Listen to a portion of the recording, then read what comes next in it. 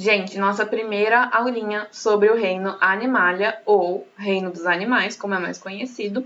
E a gente vai começar vendo, então, algumas das características gerais desse reino, ou seja, as características gerais de todos os animais.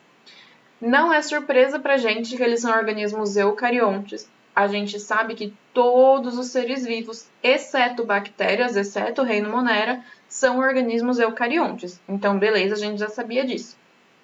Todos os animais são obrigatoriamente multicelulares. Todos eles têm duas ou mais células, podendo chegar à ordem de bilhões de células, trilhões de células, como nós, seres humanos. Então, são sempre pluri ou multicelulares, tá? Uma outra coisa é que todos eles são heterotróficos, ou seja, todos os animais precisam se alimentar, precisam procurar comida, matéria orgânica já existente nesse mundo. O que é diferente das plantas, que são autotróficas e elas mesmas produzem a própria matéria orgânica, elas mesmas produzem a matéria de onde vão retirar energia, certo? Então, animais são heterotróficos e plantas são autotróficas. Olha só, uma outra diferença entre animais e plantas é que nos animais, a reserva de açúcar, ou seja, a nossa reserva energética, é chamada glicogênio. É um composto químico que é basicamente uma cadeia imensa de glicoses, de moléculas de açúcar grudadinhas dando a mão uma à outra. Então, isso é o glicogênio e a reserva energética nossa, dos animais, do reino Animalia. Lá nas plantas, vocês lembram? A reserva energética delas era o amido. Então, quando a gente come uma batata, todo aquele carboidrato ali é basicamente um amido, beleza? Então, duas diferenças bastante importantes das diferenças entre o reino vegetal que a gente estava vendo, ou o reino plantae que a gente estava vendo nos vídeos anteriores, e o reino animal que a gente vai começar a ver agora. Então, todos os animais são heterotróficos e têm reserva de glicogênio. E as plantas são autotróficas, todas elas, e têm reserva de amido, beleza? Ok. Outra característica dos animais é que todos eles têm tecidos verdadeiros, tá? Todos eles são formados por tecidos, exceto um grupo que a gente vai ver, que é o grupo dos poríferos, ou o filo porífera, tá? Por que que, se esse grupo não tem tecido verdadeiro, por que que eles são animais? Porque as outras características fazem com que eles sejam caracterizados, organizados nesse grupo. Então, os poríferos são eucariontes, são pluricelulares, são heterotróficos, têm reserva de glicogênio. Esses poríferos a gente vai ver mais pra frente, mas eles são as esponjas do mar, tá bom? Então, guarda essa informação, depois a gente vai utilizar. Outra característica muito importante do reino animal é que existe uma altíssima diversidade de espécies aqui. Quando a gente pensa, por exemplo, nos insetos, para 5 segundinhos aí e pensa em todos os insetos que a gente conhece. Vou dar algum exemplo para vocês.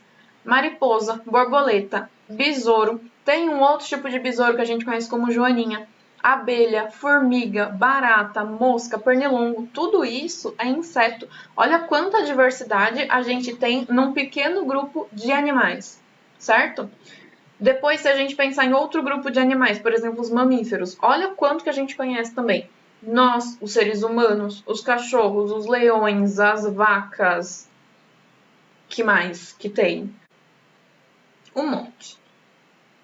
E aí, a gente tem também duas características gerais muito importantes, que é presença de blástula e de celoma. O celoma ele pode ou não aparecer nos animais.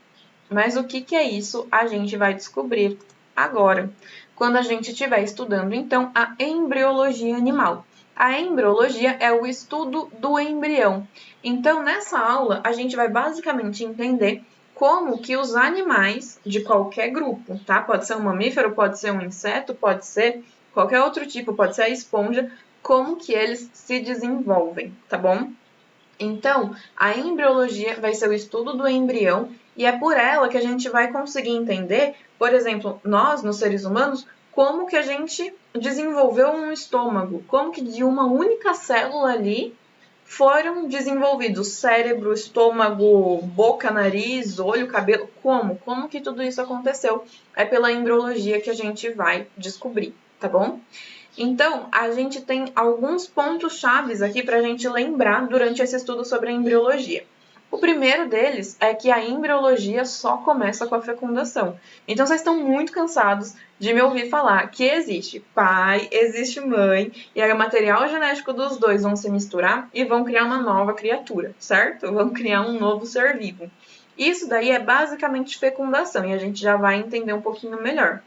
Então, a gente tem que entender que primeiro passo é a fecundação, tá? Depois da fecundação, todos os órgãos, tudo o que a gente é hoje vai se desenvolver. Por isso a gente fala que a embriologia vai estudar as fases do desenvolvimento do zigoto e depois desse zigoto vai se transformar em embrião, tá? A gente já vai entender, fiquem calmos. Agora, pontos chaves de processos da embriologia. Depois da fecundação, existem 3 processos que a gente vai entender certinho nos próximos slides, que é a segmentação, a gastrulação e a organogênese. Vamos por parte então para ficar mais fácil. Vamos falar primeiro sobre a fecundação, já que ela é o primeiro passo da embriologia, certo? A gente só existe hoje porque fomos fecundados. E o que é essa fecundação?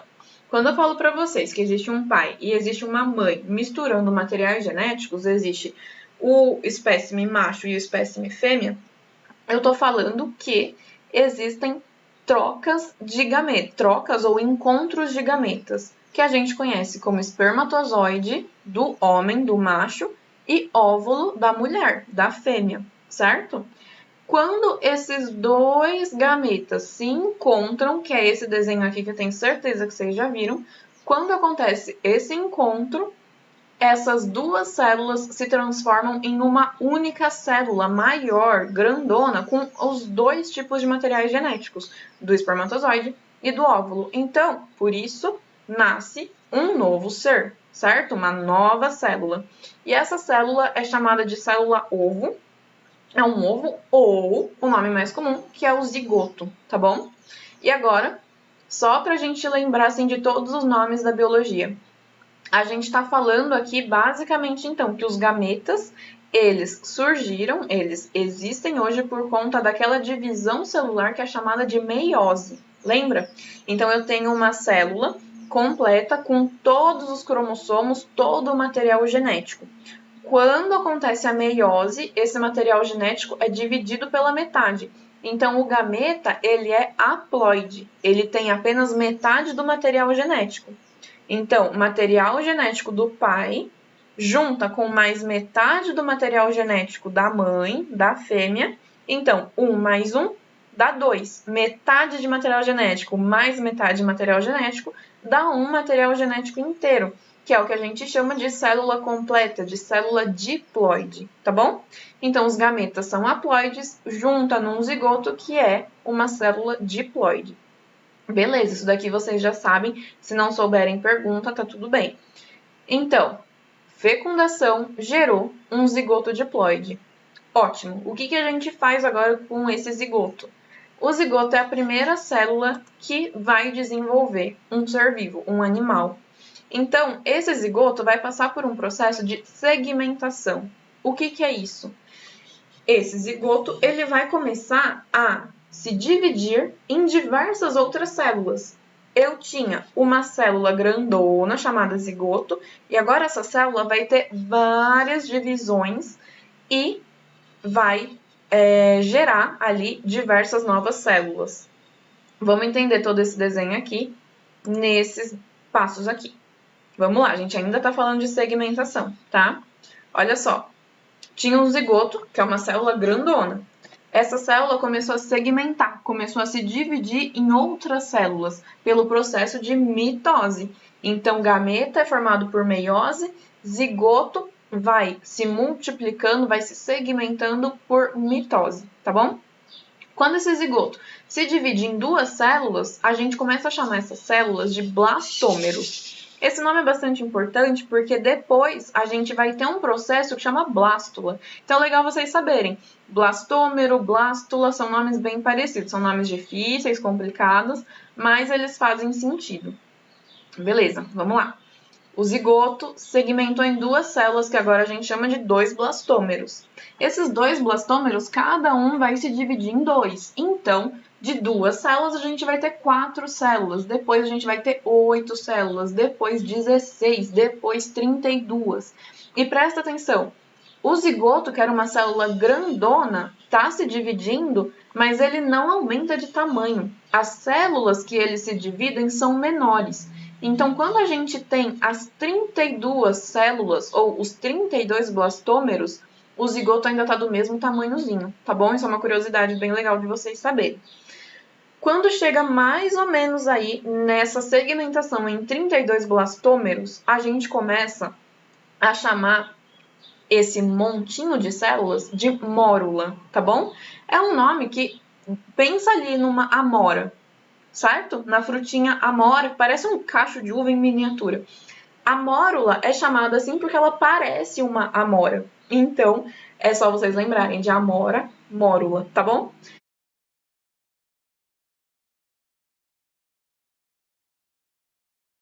Beleza, então esse é o primeiro passo aqui da embriologia. Formou zigoto, certo? Depois das segmentações, a gente tem a mórula. Essa mórula, ela é maciça. Vamos pensar que as células foram se dividindo, vamos pensar realmente numa amora, num cachinho de uva ali bem pequenininho. A gente tem todas as células ou todos os blastômeros grudadinhos um no outro ali, formando os 32 ou mais ou menos 32 blastômeros, certo? O próximo processo é chamado de blástula. Por quê? A mórula vai simplesmente começar a ter um buraco lá dentro, porque as células, os blastômeros, elas vão migrar para as extremidades daquele conjunto de células. Então, vai formar um buraco aqui dentro, uma cavidade mesmo que é oca. Não vai ter nada ali. Claro que vai ter água, nutrientes, mas não vai ter células lá dentro. E essa cavidade que a gente chama é chamado aqui de blastocele, tá bom? Então a gente tem esse buraco se formando aqui dentro, que é a blastocele, e aí a gente tem as células, ou os blastômeros, que foram migrando para as extremidades daquele conjunto de células, agora a gente chama de blastoderme. Derme, a gente lembra que é pele, né? Então, é realmente aquela pele, aquela estrutura que fica protegendo ali aquele buraco, a blastocele, ok? Fez sentido? Então, eu tenho essa blástula, que aqui dentro tem essa blastocele, então a gente passou uma faca aqui e a gente tá vendo agora sim a cavidade. Beleza.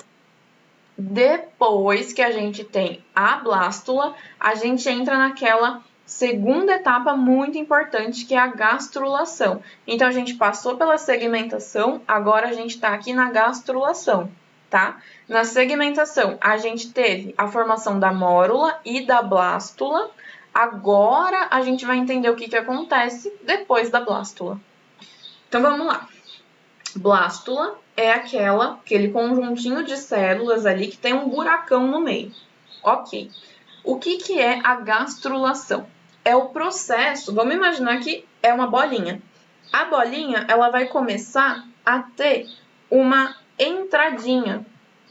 Então, as células vão começar a subir para dentro daquela cavidade. Olha o que está acontecendo aqui nesse desenho. Beleza, mas por que isso? Porque isso daqui vai ser muito importante para formar um orifício que é chamado de blastóporo. Poro, a gente sempre lembra de furo, de orifício. Então, é o furo, é o poro da blástula, tá bom? E aí, quando existe esse processo, a gente chama agora de gástrula. Beleza. Nomes complicados, sim, mas vocês têm que entender bastante o processo, porque depois lembrar dos nomes é facinho. A gente só tem que entender toda essa historinha de como que uma célula vira várias outras, tá bom? Então, beleza. A gente tinha a blastocele ali. Essa blastocele começou a ser invadida por células, que é o processo de gastrulação, e aí formou o blastóporo. Perfeito. Por que esse blastóporo é importante? Porque é muito legal. É o blastóporo quem vai dar origem do nosso ânus ou da nossa boca. Então, tem grupos de animais que o blastóporo forma o ânus, é um buraco, certo? E tem grupos de animais que o blastóporo forma a boca, que também é outro buraco. Então, olha que legal.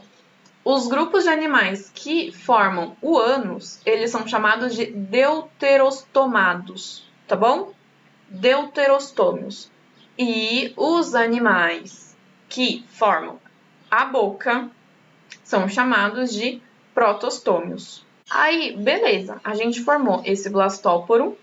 Quando a gente tem essa bolinha aqui formando a gástrula, vocês entendem que esse monte de células que está invadindo a blastocele também tem uma própria cavidade, fica oco, que é o que está sendo mostrado aqui, chamado de arquêntero, tá bom? Então, é uma outra cavidade além da blastocele que a gente tem, que chama de arquêntero agora. Olha que legal, já que existe uma parte de células que ficam por fora daquele conjunto, desse ser que a gente está montando, agora com a gastrulação existem células que ficam por dentro também.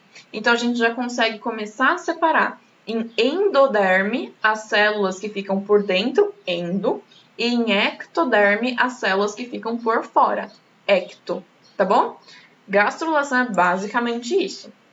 E quando eu tô falando para vocês de ectoderme e endoderme, a gente vai estar falando, a gente tem que sempre lembrar que são folhetos embrionários.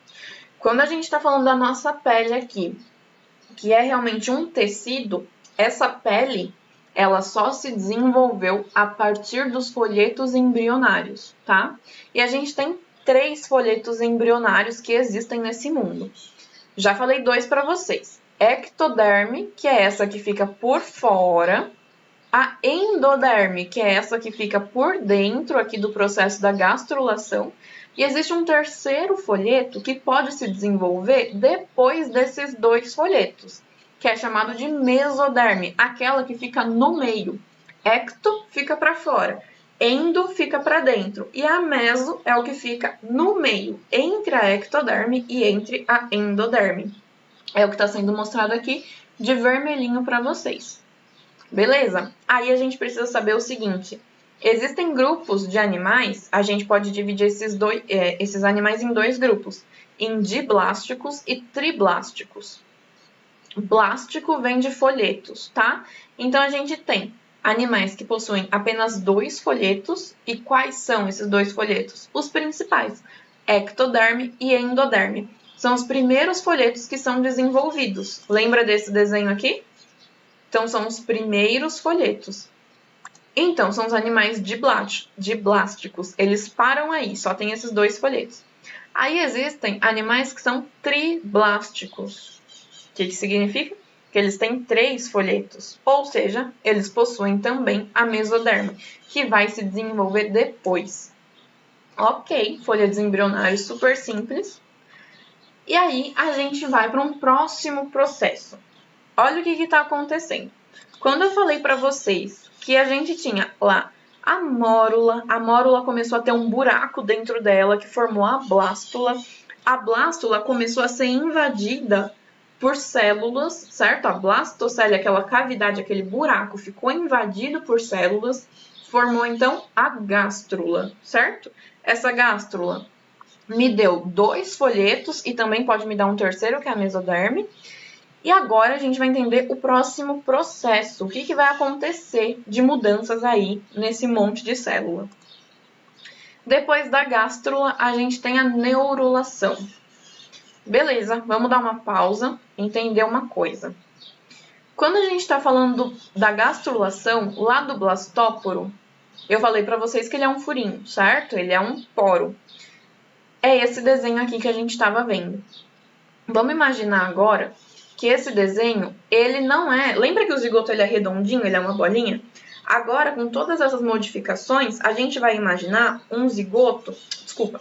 A gente vai imaginar um conjunto de células que não é mais redondinho. Agora, ele é maior, tá? Ele é maior. Ele tem esse formato aqui mais oval. Então, quando a gente está falando da gastrulação, o blastóporo está aqui, ó, em uma das extremidades dessa figura oval. Beleza, o blastóporo continua ali, porque lembra? É ele quem vai formar a nossa boca ou o ânus dos animais. Ok, fechou, a gente sabe disso. Agora, concorda que tem um outro lado oval que não tem o blastóporo? É esse lado que a gente vai prestar atenção agora. Então, a gente vai fazer um corte aqui, ó. Cortamos para que o blastóporo fica quietinho ali, ele vai se desenvolvendo em boca ou ânus. Agora a gente vai ver como que esse lado aqui se desenvolve. Quando a gente passa a faca aqui e corta, a gente vai ter esta visão, tá bom? Então é isso que a gente tá vendo agora. A gente tinha um negócio aqui, um monte de células aqui, com o blastóporo. A gente passou a faca aqui e agora a gente tá vendo de frente. Fez sentido? Ok. Então, quando a gente está falando de neurulação, a gente está vendo esse outro lado aqui que não tem o poro. E a gente está tendo esta visão aqui. Vamos entender tudo o que acontece na neurulação. A neurulação é a primeira fase da organogênese. Então, lembra que eu mostrei para vocês essa imagem aqui. Eu falei para vocês que existia 3 pontos principais que a gente tinha que lembrar. Segmentação, gastrulação e organogênese. Beleza, é o que a gente está vendo agora. É a primeira fase da organogênese. Quando vocês pensam nesse nome organogênese, o que vocês lembram? Assim, faz sentido? Alguma coisa? Gênese é o desenvolvimento, é a criação, certo? E organo? Organo, vocês podem lembrar de órgão. Então, a organogênese é a criação dos órgãos. Então, é finalmente como que a gente vai responder. Como que existe intestino, como que existe estômago, cérebro, tudo isso. Vamos entender por meio desses desenhos aqui. Vamos lá. A neurulação, ela é muito importante porque vai formar a parte do nosso sistema nervoso. Neurulação. Neurula, nervoso, tá? Tenta lembrar disso. Então, vamos voltar para fazer sentido. Passei a faca aqui, agora tô vendo esse montinho de células desse formato, tá? O meu arquêntero continua aqui, eu tenho mesoderme, tenho ectoderme, tenho endoderme, os meus 3 folhetos embrionários. Ok. Essa parte aqui, ó, de cima vai começar a ter várias modificações. E essas modificações são muito bem representadas nesse desenho aqui. Existe essa parte da ectoderme formando uma coisa que a gente chama de placa neural. Depois essa placa neural vai ficar um pouco mais profunda e vai ser chamada de goteira neural. Tá formando ali uma gota, tá formando um pocinho ali, certo? Depois, tá vendo essas partes da ectoderme que estão tentando se juntar? Elas realmente se juntam e formam uma coisa que a gente chama de tubo neural. Olha só, presta atenção. A gente tem placa neural, que é o que eu estou mostrando aqui para vocês, da ectoderme. Essa placa neural começa a ter algumas células que tentam se encontrar. A gente vai chamar de um outro nome que chama prega neural. Essas pregas neural vão formar a goteira neural, que é esse fundinho aqui. Quando essas pregas neurais se encontram, vocês concordam que se fechou? Agora a gente tem isso daqui. Então, a gente tem o tubo neural. Beleza? Esse tubo neural, ele vai ser destacado da ectoderme. Tá vendo que a ectoderme aqui, ó, tá se fechando, tá se encontrando. Tubo neural ficou para dentro e a ectoderme tá aqui protegendo todos esses conjuntos de células. Beleza, por que é muito importante a gente saber sobre o tubo neural? Como eu disse para vocês, é o tubo neural que vai estar produzindo, criando todo o nosso sistema nervoso. Então, a nossa medula espinhal, os nossos nervos, tudo vão aparecer por meio do tubo neural, mais uma outra estrutura formada que é chamada de notocorda. Tá vendo esse azulzinho aqui? Tá vendo como ele foi construído a partir também de um processo que parece muito do tubo? O tubo, ele vem para dentro para formar o tubo. A notocorda, ela sobe, vai para cima, formando um tubozinho também. Só que a ectoderme forma o tubo neural. Quem forma a notocorda é a mesoderme. Então, a gente precisa lembrar dessas origens de órgãos e dessas origens de estruturas a partir dos folhetos embrionários. Por isso que foi muito importante a gente saber que existem de 2 a 3 folhetos embrionários. Então, obviamente, os animais, aquele grupo de animais que são diblásticos, que não possuem mesoderme, obviamente não vão ter a notocorda, certo? Mas aqueles animais que são triblásticos e que possuem mesoderme podem possuir sim a notocorda. Perfeito, beleza, a gente entendeu isso. Tudo isso daqui vai fazer muito sentido quando a gente estiver vendo todos os animais. Então, a gente vai ver as esponjas, as estrelas do mar, a gente vai ver os mamíferos, a gente vai ver os insetos. Todos esses vão ter algumas características que a gente vai ter que lembrar dessa aula sobre embriologia, tá bom? Por isso que é muito importante. Beleza, então a gente tem o tubo neural, a gente tem a notocorda, e olha aqui algumas outras coisas se formando também. O que são essas coisas? São todos os órgãos. Então, quando a gente pensa, é muito mais fácil a gente pensar num animal, num ser vivo que é triblástico, tá bom? Porque aí a gente consegue ver toda a formação dos nossos órgãos, por exemplo. Nós, seres humanos, somos triblásticos. Então, é bem legal a gente entender como que a gente se desenvolve. Vamos pensar, então, na ectoderme, tá? Vamos focar aqui.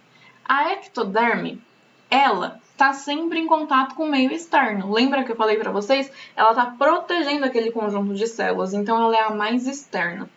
A ectoderme, ela vai originar os tecidos, a pele, a unha, os pelos. Ela origina o sistema nervoso porque é a ectoderme quem forma o tubo neural. Ela vai formar também glândulas mamárias, então os mamíferos com certeza vão ter um papel muito importante da ectoderme, formação de glândulas mamárias. Ela vai formar a retina dos nossos olhos, vai formar a hipófise, que é muito responsável aqui pela parte neurológica da gente, pela parte hormonal. Vai formar células presentes em algumas cavidades, boca, nariz, orelha, ânus, tudo é a ectoderme quem faz isso. Lembra lá da gástrula? Quando estava entrando aquele monte de célula formando o blastóporo, aquelas células entrando ali formaram a ectoderme por fora e a endoderme por dentro. Beleza? Isso eu acho que vocês pegaram facinho. Então, vamos pensar aqui, ó, da ectoderme, vamos para endoderme. É o folheto mais interno, aquele que fica bem protegidinho. Vai revestir o nosso interior. Vias respiratórias, trato gastrointestinal. Então, quando a gente pensa no nosso estômago, o nosso estômago é formado por endoderme. Toda a parte interior dele, endoderme. Intestino, mesma coisa. Pulmão, glândulas da tireoide, que é hormonal, fígado, pâncreas, tímpanos, outras estruturas auditivas, tudo isso é formado pela endoderme, tá bom? Aquele tecido que ficou para dentro. E a mesoderme, nos organismos que possuem esses 3 folhetos, ele vai ser localizado no meio, entre o ectoderme e a endoderme.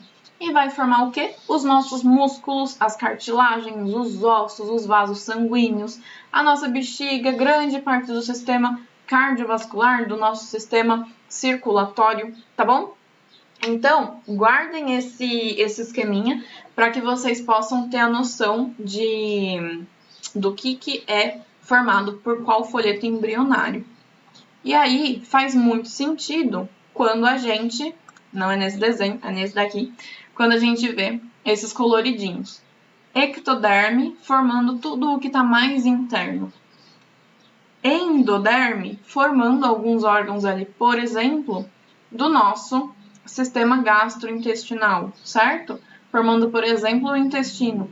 E a mesoderme aqui vai formar o coração, vai formar os nossos músculos, vai formar os nossos vasos sanguíneos, tá bom? E, claro, muito importante, formando a notocorda aqui. Beleza. Vamos voltar para esse desenho aqui, porque ele é muito, muito, muito importante. Lembra que no começo desse vídeo eu falei para vocês que existia alguma coisa chamada celoma? É isso que a gente vai ver agora. Existem 3 categorias ou 3 grupos de animais, que são os acelomados, ou seja, aqueles que não possuem celomas, aqueles que são celomados, que possuem sim o celoma, e aqueles que são pseudocelomados, eles possuem uma partezinha do celoma. Beleza, Karina, mas o que é celoma? Celoma é essa parte aqui, formada pela mesoderme e que não tem nenhuma célula. É uma outra cavidade que a gente tem. Celoma. Vamos pensar assim, ó, pensa na gente, no nosso corpo. A gente tem nosso rim, a gente tem o pulmão, a gente tem o coração, a gente tem o nosso estômago, o nosso intestino. Mas vocês entendem que tudo isso está dentro de uma cavidade muito maior, certo? Tudo que a gente tem está guardadinho ali. Tem o esqueleto, tem tudo aquilo, mas a gente tem esse buraco na gente. Se a gente não tivesse buraco nenhum, esses órgãos não poderiam ter se desenvolvido. A gente precisa ter esse espaço para que eles sejam criados. Esse espaço é o celoma e é a mesoderme quem dá isso. Então, nos animais celomados, existe realmente esse espaço para que os órgãos se desenvolvam. Nos animais que são pseudocelomados, existe uma parte de mesoderme cobrindo ali uma cavidade, mas existem também outros folhetos, como a ectoderme e a endoderme, que também vão ajudar a proteger esse buraco. Então, eles são pseudocelomados, porque o celoma não é formado apenas por mesoderme, tá? E a gente tem os organismos que são acelomados, que não tem esse buraco. E aí depois a gente vai entender como que os órgãos se desenvolvem num ambiente que não tem essa cavidade chamada celoma. Beleza. Vimos organogênese, completamos ela. E aí eu trouxe para vocês, só para que vocês entendam um pouco melhor tudo isso que a gente está falando. Eu estou falando de conjuntinho de células, eu estou mostrando esses desenhos aqui para vocês, mas pensa que tudo isso daqui faz muito sentido para o nosso desenvolvimento. Lembra quando eu falei que o zigoto era uma bolinha e depois aquele conjunto de células ficou oval? É porque a gente está crescendo. Então eu trouxe aqui esse desenho super legal. Olha aqui, ó, o tubo neural formando o nosso sistema nervoso. Olha a notocorda aqui também formada pela mesoderme. Olha o celoma aqui, ó, esse buraquinho do meio, certo? Olha o nosso arquêntero, que é o nosso intestino primitivo. Ele tá aqui também. Olha o blastóporo aqui, formando, por exemplo, o ânus, certo? Fez muito mais sentido agora, né? Então, gente, essa foi a aula sobre embriologia e vai fazer muito sentido porque a gente precisa desse vídeo, desses conhecimentos para a gente entender todos os outros animais. Beleza? Bom descanso para vocês.